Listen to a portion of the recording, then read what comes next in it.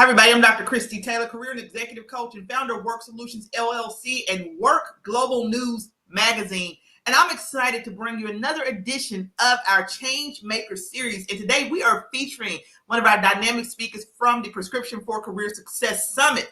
That is Mr. Lonnie Foster. Lonnie is a licensed mental health counselor and graduate of Webster University. He is a professionally trained motivational speaker who has been mentored by the well-known international public speaker and best mentor himself, Mr. Les Brown. Lonnie has been motivating, igniting, and captivating audiences internationally since he ambitiously started his business, LJF Enterprises, in 2006 and built it from the ground up. I'm going to turn this over to Lonnie to introduce himself today and just talk about his strategic methods. And then we're going to jump right into today's interview so Lonnie can share a little bit of his life story and what motivated him to become the person that he is today. Hi, Lonnie. How are you? I am great. I'm great. Thank you for having me. Do you want to tell the audience a little bit about yourself? And then we can just jump right into this interview. Hopefully the bio that I gave you, I read a little bit about your bio, and hopefully that was a good introduction. Is there anything you want to add to that?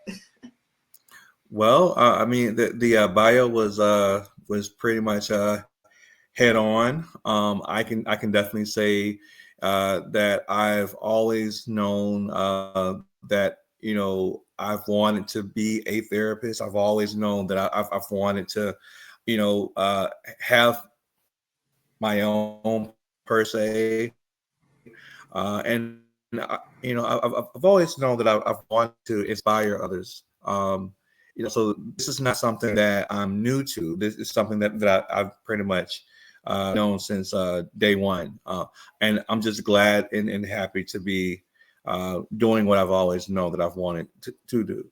So just wanted to put that in there for you.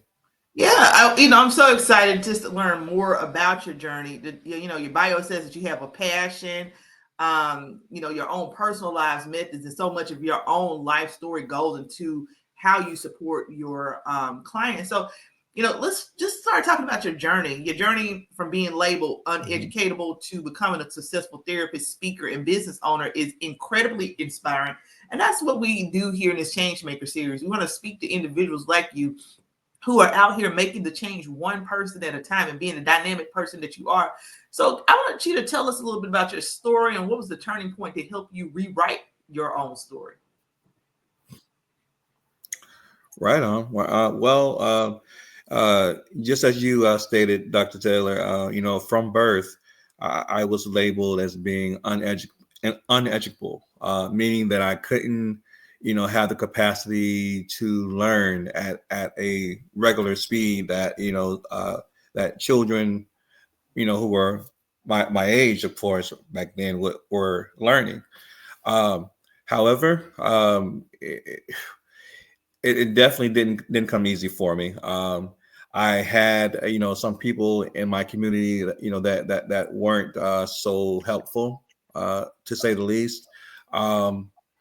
And then again, I had those that were even more helpful. And what they did was that they were able to recognize my gifts and my talents, and to use those, which were my strengths, to help me build on those weaknesses that I had.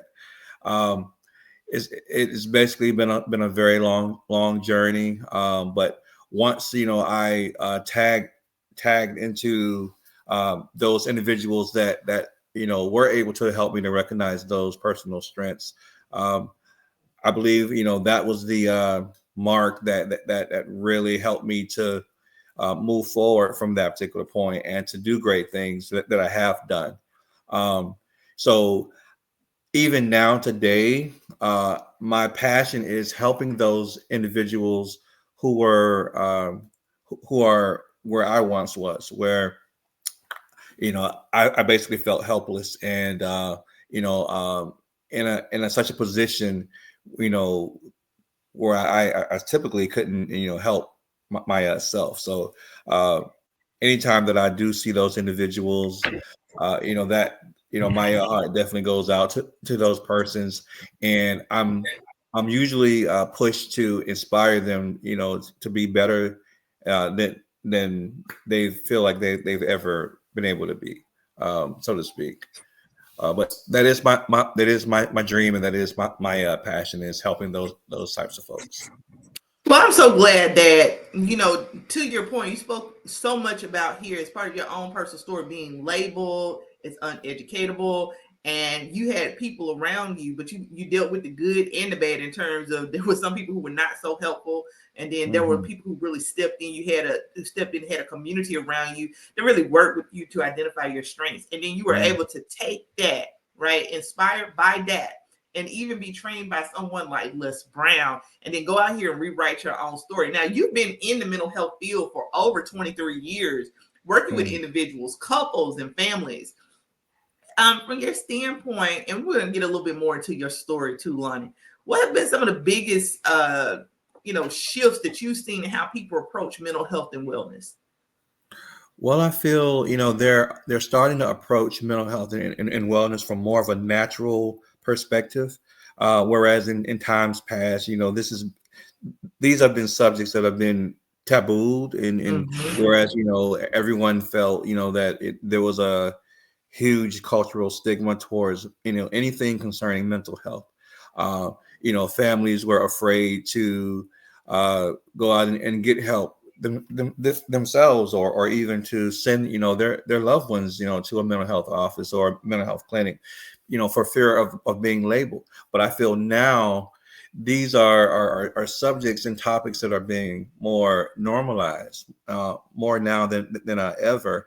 Um, just like, for instance, when we go to see our regular primary care doctors, for uh, you know colds and coughs and general things that pretty much affect the human body, we can definitely treat the mind as so.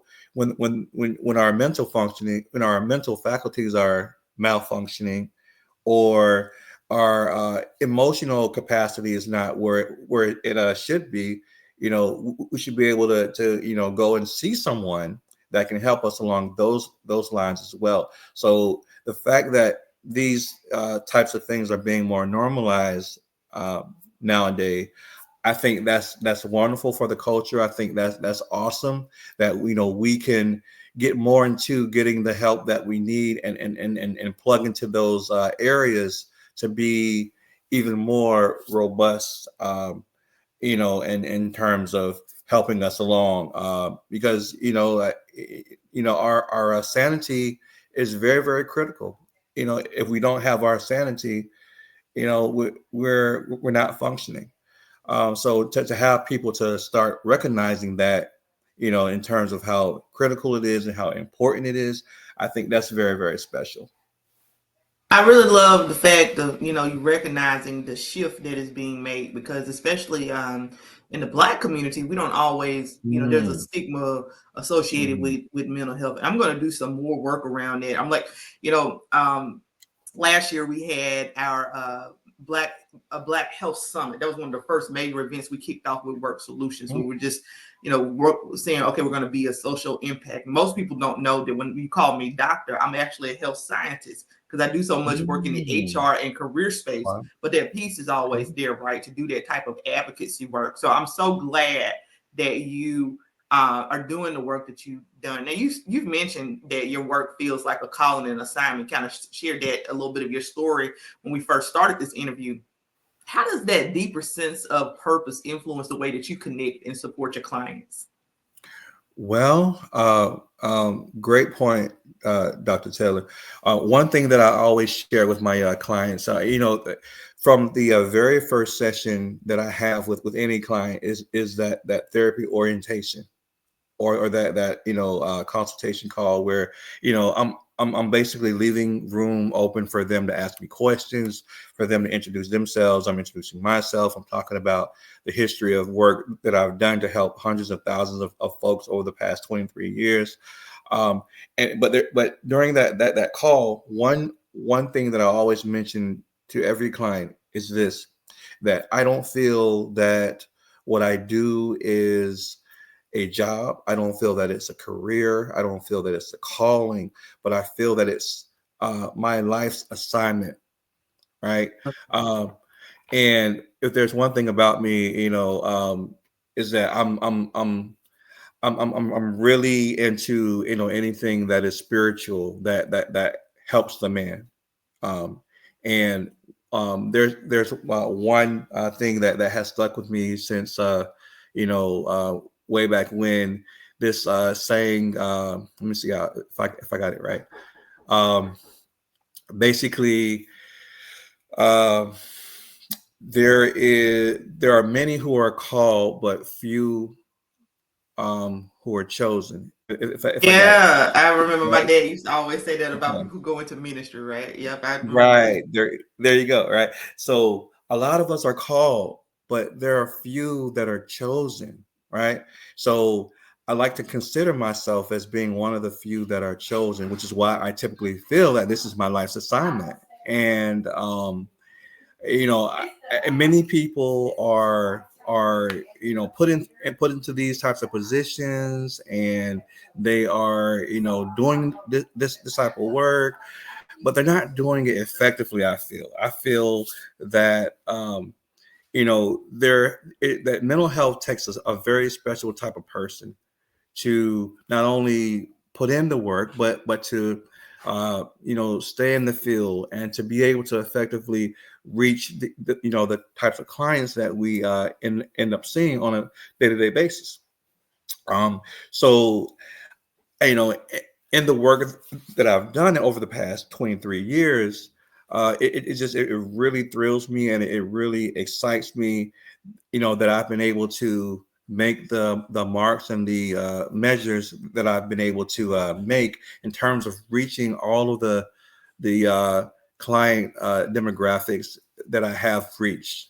And I'm talking about clients who are, incarcerated, to those who are, walking in the free world, to those that are, trying to climb the corporate ladder, to those that, are at the bottom of the corporate ladder.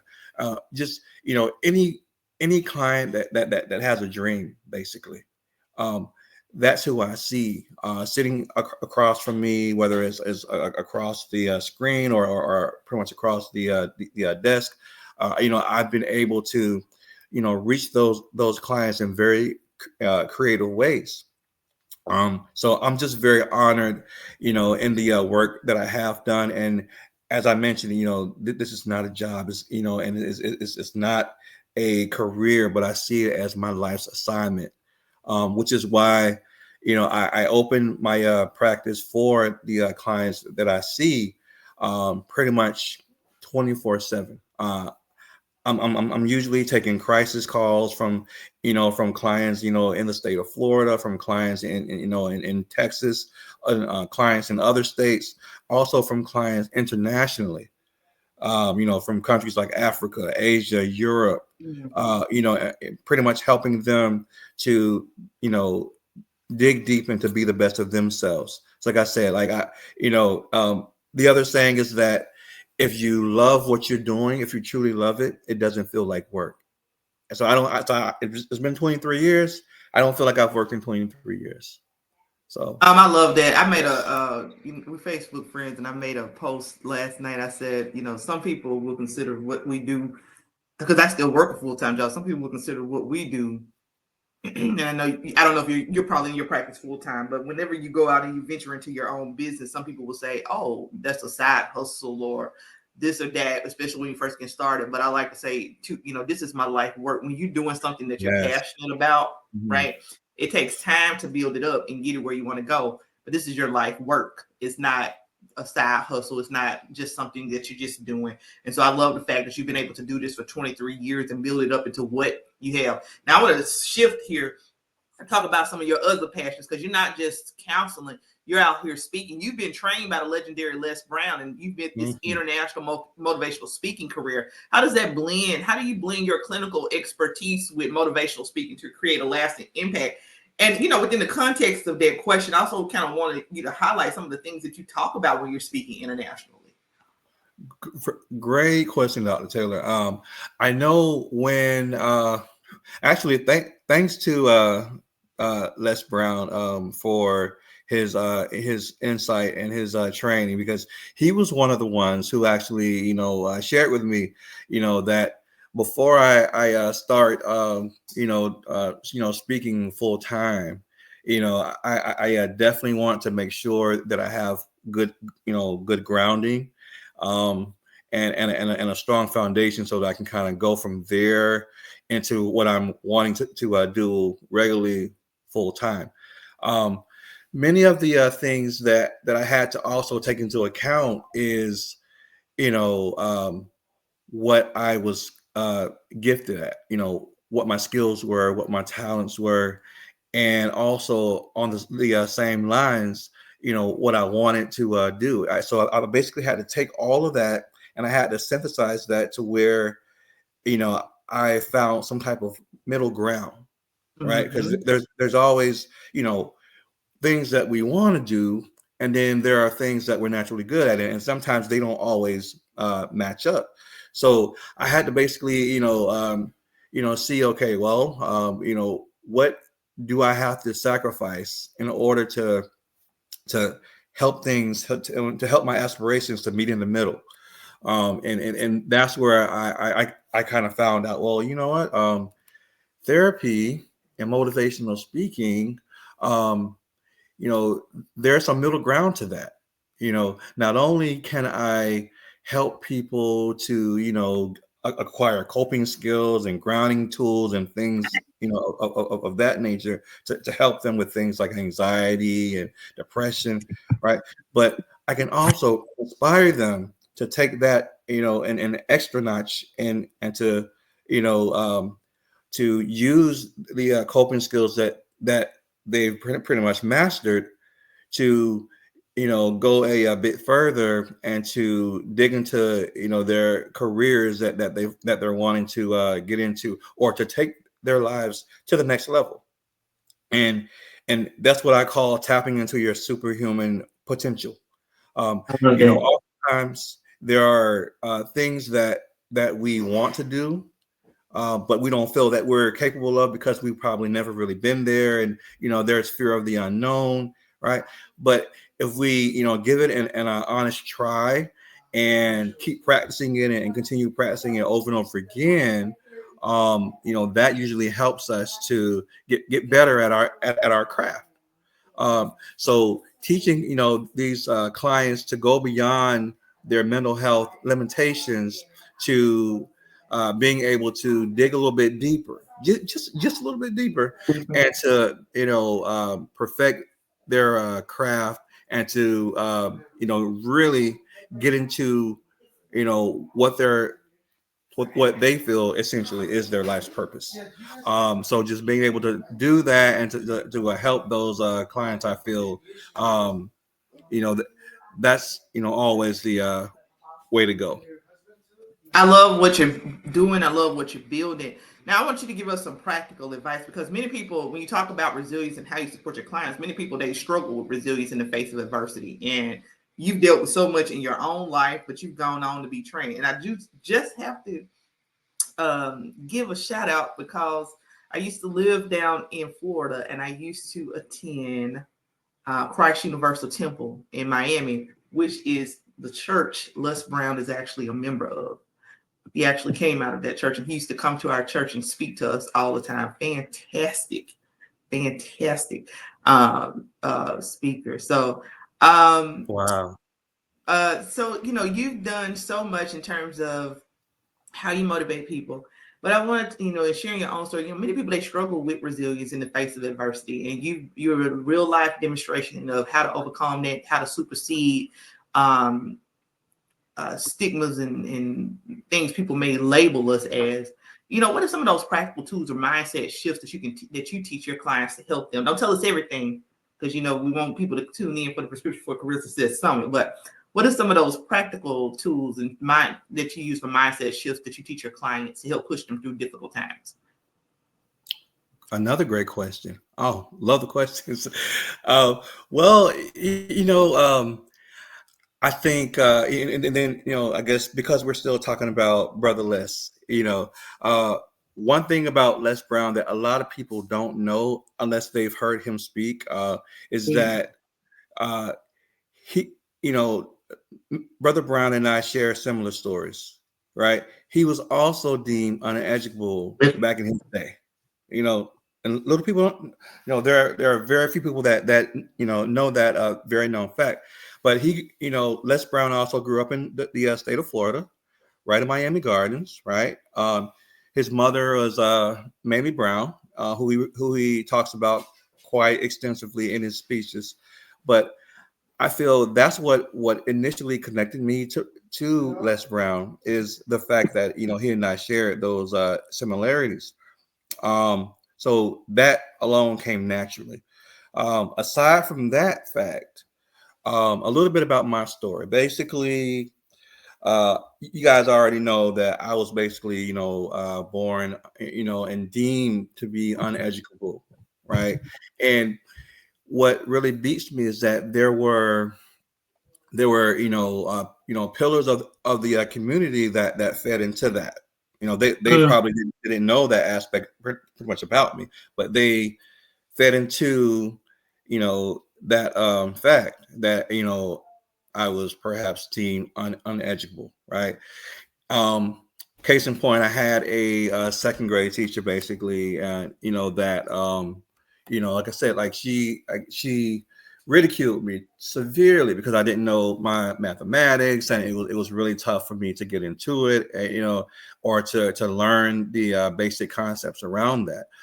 But long story short, she, every time that I went to school, she found a way to just really get in there and to make me feel shameful of where I was. And I didn't grow up with a silver spoon, but um I was basically, I guess, her token kid, or her token student that she was able to ridicule day in and day out. So I experienced that. Coming this was coming from a first grade teacher, who was very pleasant, who was very inspirational, and who kind of helped me to bypass the hurdle of mathematics, right? So yeah, so I had a first grade teacher who was very pleasant. Mind you, even at that time, I was having problems with mathematics, counting. Basically, they teach first graders how to count, and you know so she was very, very pleasant. So I end up going from there to having a very horrific second grade year, where I was placed with a teacher who wasn't able to pull out the best in me. And in other words, what happened was that she shamed me for what she found out that I didn't know. And typically, going to a school during that second grade year, every day was very, very horrific. I dreaded going to school because I knew that she was going to find some reason to pull me up in front of the class, and to shame me, and to show them that I didn't know how to do my mathematics, my multiplication tables, et cetera, et cetera. So she did that for most of the second grade year. And it just so happens that one day I was walking home from school, and I felt really down on myself, because she told me, that due to me not knowing my mathematics and not knowing how to, use the techniques and this and that I was never going to mount to anything, and that I was never going to be able to achieve any kind of success beyond that. So what ended up happening was that by the time that I reached home, I had my maternal aunt. And granted, this must have been God's sin, right? She was hooked on cocaine back then, but she was in my mother's home, and she pulled me in, and she said, "Hey, Lonnie, you know, um, I understand where you're coming from. I'm great at math. Let me help you out." So she sat me down, and I don't know what it was, but maybe it was how she approached it, in the most compassionate way. But that was the ever changing moment for me, where I was able to go from having problems and struggling with the mathematic techniques to really being able to grasp a full understanding of it. And from that point forward, I basically was able to go back, and my second grade teacher, she didn't know what had happened. I knew what happened, but she didn't know what happened. And from that point forward, I was able to successfully, get through second grade, master it, and then by the time that I got to third grade, I had the most wonderful teacher ever who inspired me. She found my love of writing short stories, and that's what took the cake. And she was very, very inspirational. And then from that point forward, I had educators that were very how can I say it? They were very compassionate, and they really were able to bring out the best in me. And that's what I feel really helped me to tap into my very best and to really make it happen throughout the rest of my academic years. All right. Len, this is an amazing story. We're approaching the end of our interview, but I definitely have to ask you one more question. And then I just want you to give a little tidbit on what you're going to be talking about. This final question is going to combine a couple of thoughts just from listening to you. Now, and try to keep the answer within that 60-second range as we begin to wrap up. You talk about all of these things you have experienced. You have a few motivating factors, things like fatherhood, you want to pursue also your doctorate in neuropsychology, psychological science, and even becoming a pastor. I just want you to take this last question and just kind of describe some of those driving factors that allow you to continue to expand your knowledge and impact people in such a diverse way. Everything from fatherhood to even pursuing your doctorate degree.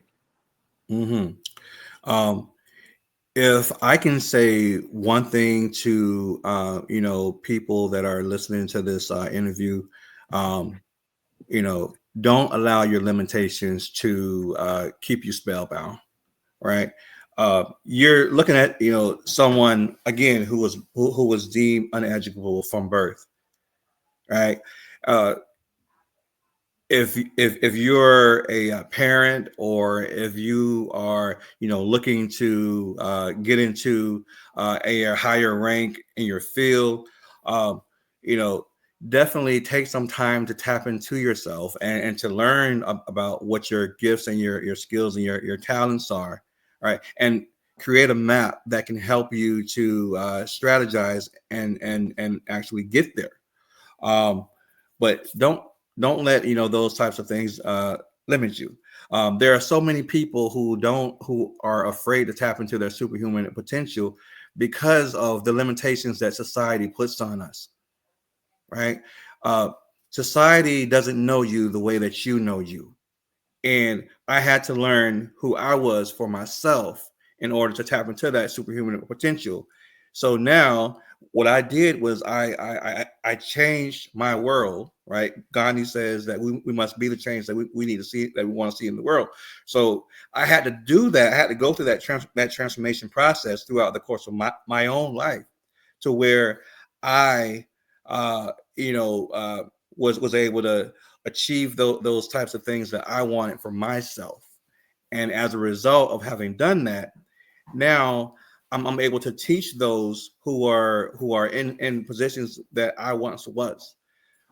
You can do the same exact thing, but again, it's going to take you being able to take some time, dig deep, and to tap into your superhuman potential by stretching yourself beyond what you can ever think that you can ever do. Amazing. I'm actually going to take that as your final words of wisdom because I thought that advice was powerful in terms of tapping into your superhero potential. For the final question, Lonnie, I want you to quickly tell us what you're going to be presenting on. You don't have to go in depth, but the topic that you're going to be talking about for the Prescription for Career Success Summit, and where can people find you if they want to connect with you. Of course, we're going to have all of Lonnie's information in the description box along with his coupon code for the event. And we're looking forward to seeing you at the Prescription for Success Summit. But we want to make sure that any upcoming events that you have, Lonnie, let's go ahead and plug that now, so that once this interview airs, whether it's a year from now, tomorrow, next week, people can always know where to find you and connect with you. Most definitely, and thank you, Dr. Taylor, once again for giving me this platform. Um, but yeah, they can definitely find me. I'm all over social media. I just Google Lonnie J. Foster, therapist practitioner, and all of my information pack will basically populate. I'm on Facebook. I'm on Instagram. I'm on every social media outlet that you can think of. Um, so definitely do that. And then also in terms of the summit itself, I will be helping you to to find out to employ the strategy of tapping into your superhuman potential by understanding what your purpose is. A lot of people they walk around aimlessly, not understanding what their purposes are. Right, but if we had that understanding, we could we'll then see that we can do much more than what we're already doing. So I'm going to teach you that. It's going to be great. You definitely don't want to miss it. Again, this is 23 years of wisdom that you guys are getting in the span of a few minutes. So definitely make sure that you make it there. Matter of fact, beat me there. I'm so excited. Lonnie, thank you so much for today's interview. Again, whenever this airs, whether it's tomorrow, next week, or a year from now, there are so many things that Lonnie has provided us with, tidbits from his career, his experience that can inspire you to take that next step in your career or whatever it is you want to pursue. And that is why we highlight change makers like Mr. Foster, because you can be a change maker. It starts with you making one step at a time. And it's that one step that you take that has an impact on the entire world. So, Lonnie, thank you for today's interview. You'll be able to find this interview on our YouTube channel and social media sites. And then the great thing is we're also expanding the magazine. And so you'll be able to read an article about Lonnie as well as listen to this interview, but then you'll also be able to access this as a podcast in the future across all major podcast platforms. So thank you for tuning in today. Check us out on Work Global News, WORXK, globalnews.com, or you can even type in work, WORK, globalnews.com, whatever's convenient for you. But check out the story, check out some of the great articles that we have. And thanks for tuning in today. I'm Dr. Christy Taylor, your host, and have a great week.